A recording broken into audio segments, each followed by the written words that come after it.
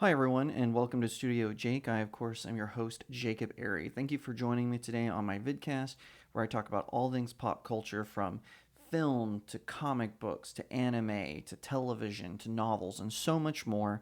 I really appreciate you joining me. Hey, would you give this video a like, leave a comment, share it out to all your friends, and help me by subscribing? You see, I'm trying to reach 1,000 subscriptions by the end of the year, hopefully sooner.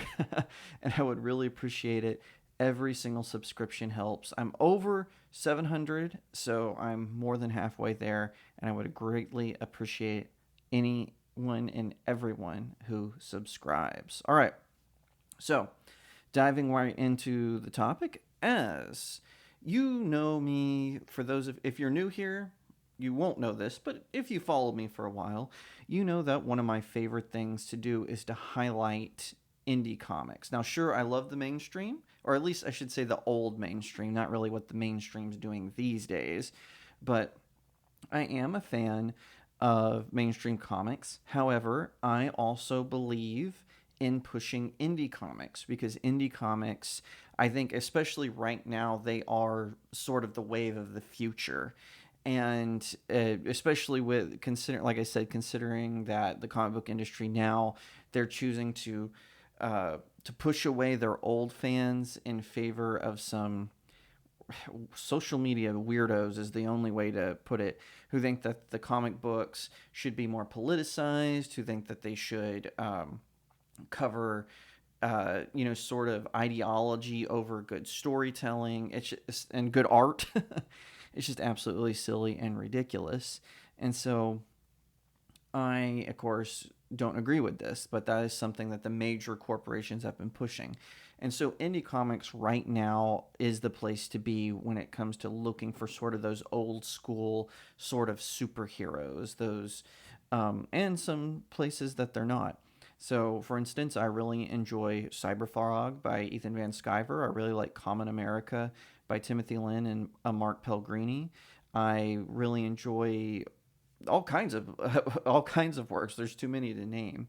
Now, getting back to mainstream, one of my favorite all-time comic book heroes. Oh, as an aside, I should say yes. I know there's some drama among the indie creators. I don't care about that. I just care about reading comic books. So anyway, going back to the mainstream, no one has impacted, or I should say, very few have impacted Batman more than the great writer Chuck Dixon. Now, Batman isn't the only thing he's written. He also wrote for Conan the Barbarian, G.I. Joe, Transformers, a whole bunch of amazing story arcs. But I remember him mainly for Batman. So his sort of personification of the Joker, the one that was real prevalent in Batman the Animated Series, he was the architect behind that. He was the co-creator of Bane. He and Denny O'Neil, they really brought Batman sort of out of the 80s and into the 90s. It's really interesting how every sort of generation of Batman has had its own take. And Chuck Dixon was definitely one of those people who brought Batman sort of into a modern context and gave some really incredible story arcs. Now, he didn't create Tim Drake, but he wrote, who was the third Robin, but he definitely wrote a lot of adventures for him. He wrote for his solo series and all kinds of stuff. Chuck Dixon is the man, and he has been writing for indie comics for a while now. He just recently released a Conan the Barbarian novella, which is fantastic. It's called The Siege of the Black Citadel. Highly recommend it. And today, he is coming together with another indie group, and that is the Rippaverse, which, of course, was founded by Eric July. Now, I loved Eric July's first comic book. That was Isom. I reviewed it on my website, StudioJakeMedia.com. Definitely check that out. And I was really impressed by it. It had fantastic artwork. It had a really good, solid story. It was a good sort of kicking off point for what he is calling the Rippaverse. And it is exciting to me that Chuck Dixon, one of my favorite writers of all time, is partnering with this. Now, he's not going to be writing Isom per se, but he is joining them to write a spin-off comic called the Alphacore, who do have appearances in Isom. So Chuck Dixon wrote on Twitter, "I'm in the Rippaverse," and he also retweeted Eric July, who said the great @DixonVerse, which is Chuck Dixon's official Twitter, joins the Rippaverse. And Eric July goes on to say, "There's no better person to write Alphacore's first book than the legendary Chuck Dixon. And make no mistake, that isn't the only thing we'll have him on. This is a dream come true for me, considering it was Chuck's books that I grew up on." Same here. And Chuck Dixon retweeted a YouTube video which has the Alphacore logo, which I will put up on the screen. And it says, "Very excited to join the Rippaverse." Eric July continued, "Remember, Chuck Dixon joining the team is the first of the Rippaverse announcement. We have another project we'll be announcing on Monday. As far as today's news, the Alphacore book is incredible." And he later tweeted, "Long day at the warehouse today. We've got our books for ISOM 2, so it's nothing but work from here forward. Shout out to the customers, and I'm glad you're stoked about Chuck's book. We are just getting started." So this is where it goes. I'm very excited that the Rippaverse is expanding this way. I'm excited to see Chuck Dixon back in line. I know I talked a lot about his work on Batman, but he also wrote this really great Transformer story where they woke up in the Industrial Revolution instead of 1984, so they have more steampunk appearances. He did an amazing Star Wars miniseries called Star Wars General Grievous, which is about a group of Jedi who go rogue in an attempt to assassinate General Grievous during the events of the Clone Wars.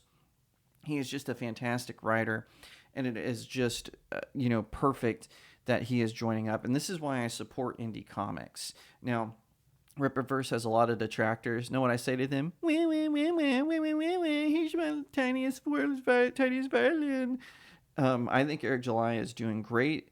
I'm so glad that other indie creators are getting involved, because we kind of know who a lot of the indie creators are. Even Sean Murphy got involved with the indie comics, and his book is fantastic. I also reviewed that on my website, so you could check that out. But I think that with the Rippaverse, a lot of people are coming at it because it's so successful. So it's kind of the same thing we see happen with some of the other titles, right? We see people coming at them, and you're just like, why? Who cares? Like, what difference does it make? There are a lot of so-called nerd YouTubers who think that the Rippaverse is going to fail with ISOM 2. The fact that Eric July can bring on someone as amazing as Chuck Dixon to write these comic books just is a testament to how successful it is. I think that we're going to continue to see more success from the Rippaverse, and not just the Rippaverse, but indie comics in general. It is the place to be. It is the place where it's at, and I'm really excited to see how it evolves into something really great. And I really hope that we will see more creators sort of branch out. You don't have to. One of the good things about being indie is you don't have to succumb to being part of the rules of a major publisher. And trust me, I'm not bashing being part of a major publisher. Heck, if a big publisher picked up one of my novels, I would be excited. And I love working with the publishers who have gone before, but if someone that was huge who could get me, international, known internationally and all this, yeah, I would jump on board. But I know going into that I would have to follow certain rules and boundaries that I can't do whenever it comes to being sort of an indie creator. It is really cool that people are going this route. We're going to see more and more and more of this. I'm very excited, and I hope that that this will revitalize comic books as a medium storytelling. I know some people are like, comic books are for children. Those people have never read comics. It's kind of like the same people who say anime is satanic. They never actually watched anime. Don't listen to them. So, all that to say, I'm very excited for this. I will be buying Alphacore, and I'll be honest with you. I always say I give my honest opinion about things. Yeah, yes, I do. And it's my opinion. I don't claim to represent anyone.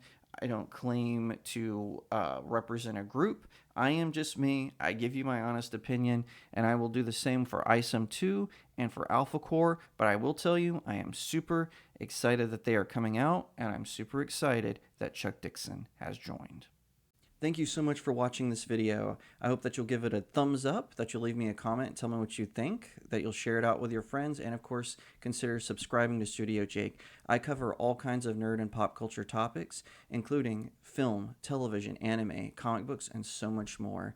I hope that you'll also head over to my main website, StudioJakeMedia.com, where I have even more news, views, and commentary.